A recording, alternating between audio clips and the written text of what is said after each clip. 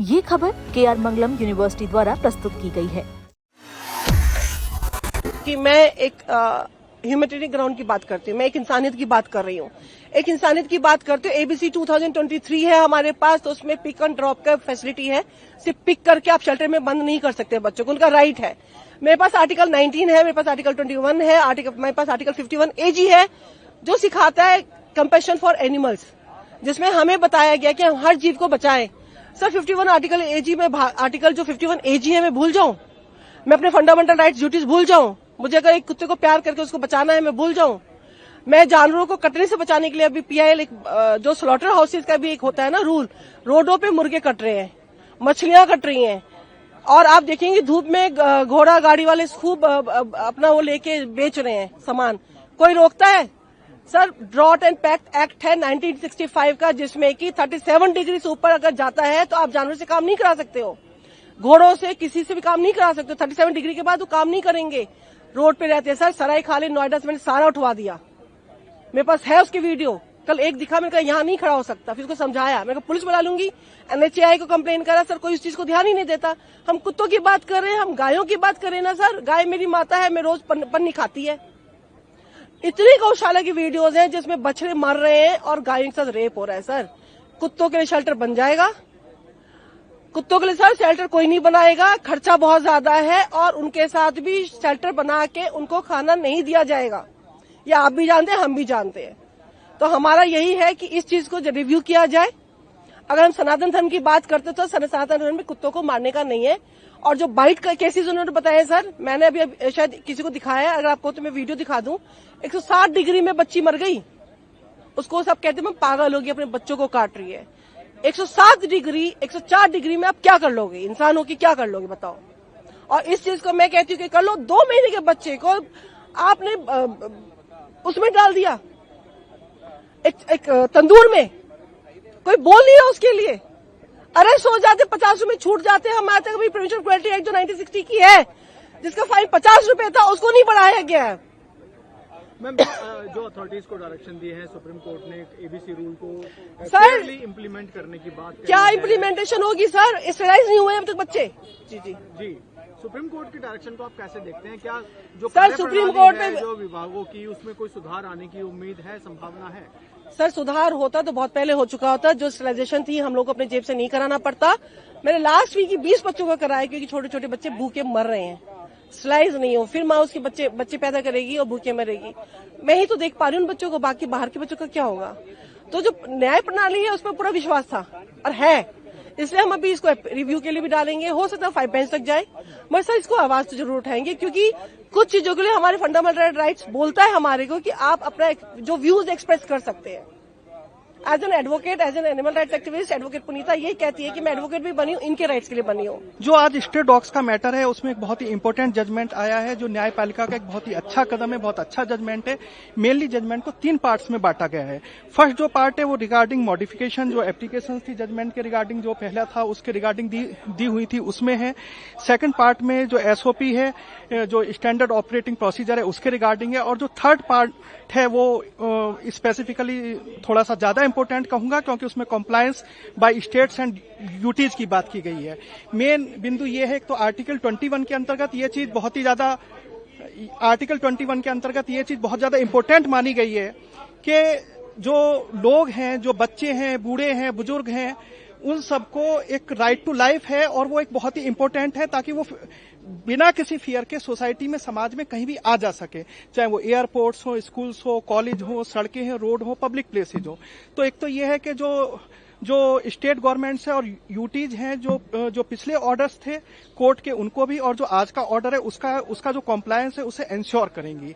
और साथ में आज के जजमेंट में एक इम्पोर्टेंट चीज और है, जो म्युनिसिपल अथॉरिटीज के ऑफिसर्स हैं और जो उनके कर्मचारी हैं, उन्हें एक प्रोटेक्शन की बात भी की गई है कि अगर वो अपनी ड्यूटीज को परफॉर्म करते हैं, जो डॉग बाइट के केसेस को स्टॉप करने के लिए, जो ABC प्रोग्राम है उसे इम्प्लीमेंट करने के लिए, जो भी और मेजर्स है उन्हें इम्प्लीमेंट करने के लिए, तो उनके खिलाफ कोई भी क्रिमिनल FIR या कोई भी क्रिमिनल केस वगैरह नहीं होगा। मतलब जिसे हम कहते हैं कि एक सामान्य प्रक्रिया के तहत। और बाकी जो आज के जजमेंट की कॉपी है वो जब पूरी अपलोड हो जाएगी तो उसके बाद आपको डिटेल्ड बिंदु हम बताएंगे। डॉग का जो प्रॉब्लम है उसको कोर्ट ने कैसे रिकॉग्नाइज किया है और क्या आदेश अथॉरिटीज को? हाँ, मैं आपको बताऊं, मैंने आपको स्टार्टिंग में ही बताया कि आर्टिकल 21 के अंतर्गत जो राइट टू लाइफ है उसे एक इम्पोर्टेंट फंडामेंटल राइट मानते हुए ये चीज इंश्योर करने की कोशिश की गई है, जिसमें आज के जजमेंट में आप लोगों ने सुना भी होगा कि देश के अलग अलग हिस्सों में ये बताया गया कि कहाँ कितने डॉग बाइट के केसेज हुए हैं। इवन पिछले साल में भी कई लाख केसेज डॉग बाइट के हुए हैं और इस साल भी आप अलग अलग डिस्ट्रिक्ट में जाएंगे तो कई डिस्ट्रिक्ट में थाउजेंड्स ऑफ केसेज हैं, हंड्रेड्स ऑफ केसेज हैं डॉग बाइट के। तो सीधी सी बात निकल के यही आती है कि जो राइट टू लाइफ का हमारा फंडामेंटल वो है राइट है, उससे किस तरह से इन स्पिट इंश्योर किया जाए, किस तरह से उसे लागू किया जाए ताकि जो हमारे बच्चे हैं, बूढ़े हैं, स्कूल जाने वाले हमारे स्टूडेंट्स हैं, वो बिना किसी फियर के अपनी जगह पे जा सके। उन्हें ये नहीं हो कि हम 5-6 लोग एक साथ जाएं, बच्चा है अकेला जा रहा है, स्कूल जा रहा है, तो वो सीधा जा सके, उसे कोई फियर ना हो कि 4-5 डॉग्स आएंगे और एकदम उस पर अटैक कर देंगे। तो एक चीज ये है कि सोसाइटी को बिना किसी फियर के लोग अपना काम कर सके, तो उस चीज को इंश्योर करने की कोशिश की गई है और एक बहुत ही अच्छा कदम है, बहुत ही एक राइट डायरेक्शन में दिया हुआ जजमेंट है। I feel that the order is little imbalanced in favor of human beings, and animals have been completely left out. Animals have a right to live on this Mother Earth also. It's very important that we give them a life of dignity as well. Yes, human beings are very, very important. I do not say that human beings are not important, but there has to be a balance because everyone has a right to live on this Mother Earth. And we have in fact taken away their spaces by building up such big, big mansions, houses, and malls, and big buildings, and we have taken their spaces. So when they are wanting to have some space, छोटी सी जमीन चाहिए होती है इनको एक, जहाँ पे ये बैठ के अपना खाना खा लें, बस 2 वक्त की कोई रोटी डाल दें उनको, they are happy, that's all. And I feel कि animals को अगर आप थोड़ा सा भी प्यार देंगे and you give them a little biscuit also, they are for you for the rest of your lives. They have unconditional love. So I feel कि जो order हुआ है वो थोड़ा सा balance नहीं है. They have not talked about the animals at all. The kind of cruelty that is happening to these animals has not been talked about at all. What they have said is they have first of all dismissed all our applications. Whatever applications that we had filed for modification, all of them have been dismissed by all parties, by all NGOs, by us, by whoever has filed it. So all that has been dismissed. Then they have said that if any incident happens of a dog bite or whatever, there has to be some accountability, and the state has to be accountable for it. Even the people whose pet, if it's a pet, then the owner of the pet has to be accountable. So they are talking about tortious liability. So then there was an SOP which had come in, there had been floated recently in 2005, in October 2025, which talked about making of shelter houses.